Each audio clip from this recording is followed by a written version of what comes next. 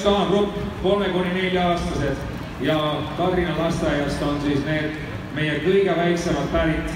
Tiia Randoja on nendega tohutult vaeva näinud ja Tiia hetkelgi veel motiveerib oma väikseid ja teeme seda ka meie siin saalis, sest need meie silmarõõmud,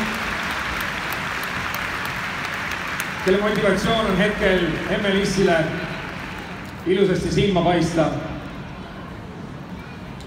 Need silmarõõmud esitavad meile nüüd siis oma tantsu. See on Villane sokk.